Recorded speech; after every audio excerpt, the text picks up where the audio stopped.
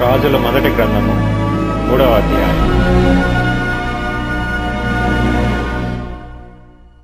తరువాత సొలొమోను ఐగుప్తు రాజైన ఫరో కుమార్తెను పెండ్లి చేసుకుని అతనికి అల్లుడాయెను.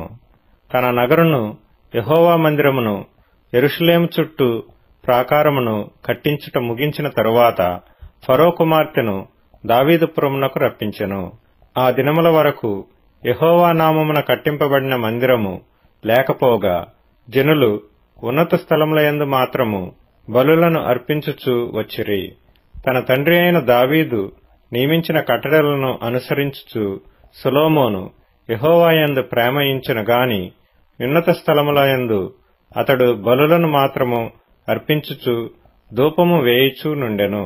గిబియోను ముఖ్యమైన ఉన్నత స్థలమై ఉండెను గనుక బలులను అర్పించుటకై రాజు అక్కడికి పోయి ఆ బలిపీఠం మీద 1000 దహన బలులను అర్పించెను.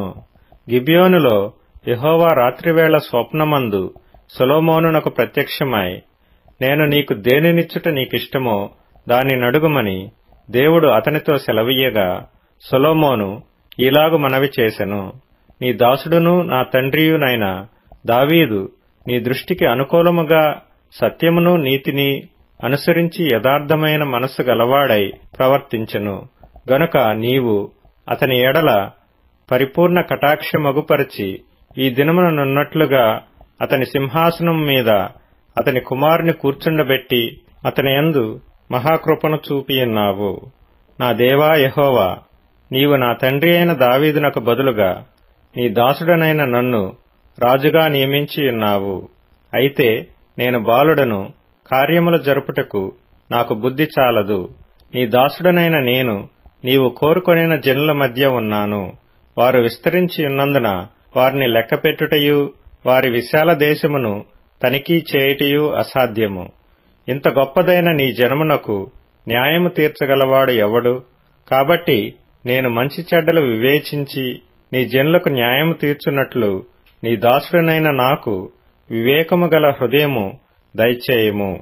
సొలొమోను చేసిన ఈ మనవి ప్రభువునకు అనుకూలమాయను గనుక దేవుడు అతనికి ఇలాగు సెలవిచ్చెను, దీర్ఘాయువునైనను ఐశ్వర్యమునైనను నీ శత్రువుల ప్రాణమునైనను అడుగక న్యాయములను గ్రహించుటకు వివేకము అనుగ్రహించుమని నీవు అడిగితివి. నీవు ఈలాగున అడిగినందున నీ మనవి ఆలకించుచున్నాను. బుద్ధి వివేకములు గల హృదయము నీకిచ్చుచున్నాను.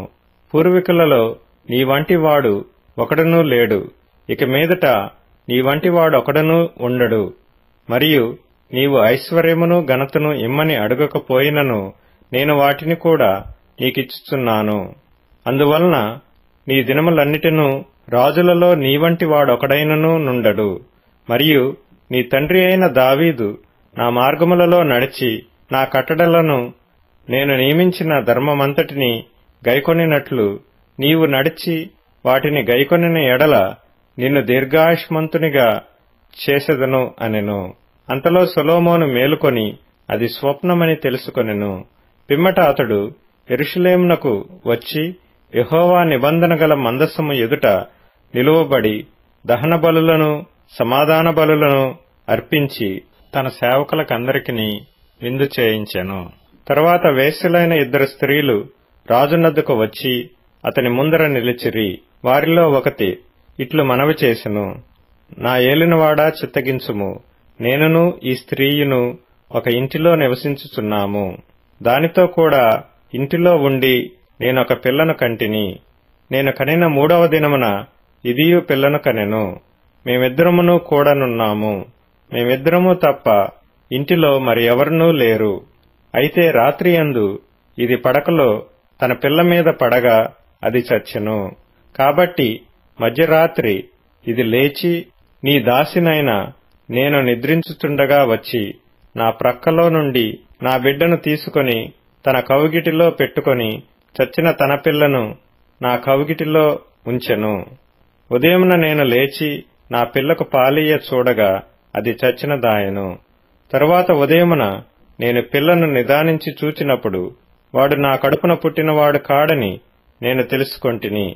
అంతలో 2వ స్త్రీ, అది కాదు, బ్రతికియున్నది నా బిడ్డ, చచ్చినది దాని బిడ్డ అని చెప్పగా ఆమె, కాదు, చచ్చినదే నీ బిడ్డ, బ్రతికియున్నది నా బిడ్డ అనెను. ఈ ప్రకారముగా వారు రాజు సముఖమున మనవి చేయగా, రాజు, బ్రతికియున్నది నా బిడ్డ, చచ్చినది నీ బిడ్డ అని ఒకతియు, రెండవది, అలాగు కాదు, చచ్చినది నీ బిడ్డ, బ్రతికియున్నది నా బిడ్డ అని చెప్పుచున్నది. గనుక కత్తి తెమ్మని ఆజ్ఞ ఇచ్చెను. వారు ఒక కత్తి రాజు సన్నిధికి తేగా, రాజు 2 భాగములుగా బ్రతికియుండు బిడ్డను చేసి, సగము దీనికిని సగము దానికిని చెరి సగము ఇయ్యవలసినదని ఆజ్ఞ ఇచ్చెను. అంతటా బ్రతికియున్న బిడ్డ యొక్క తల్లి తన బిడ్డ విషయమై పేగులు తరుగుకొని పోయినదై రాజునొద్ద, నా ఏలినవాడా, బిడ్డను ఎంతమాత్రమూ చంపక దానికే ఇప్పించుమని మనవి చేయగా, ఆ రెండవ స్త్రీ, అది నాదైనను దానిదైనను కాకుండా చెరిసగము చేయమనెను. అందుకు రాజు, బ్రతికియున్న బిడ్డను ఎంతమాత్రమూ చంపక మొదటి దానికి ఇయుడి, దాని తల్లి అదే అని తీర్పు తీర్చెను. అంతట ఇశ్రాయేలీలందరూ రాజు తీర్చిన తీర్పును గూర్చి విని న్యాయము విచారించుటయందు రాజు దైవ జ్ఞానము నొందినవాడని గ్రహించి అతనికి భయపడిరి.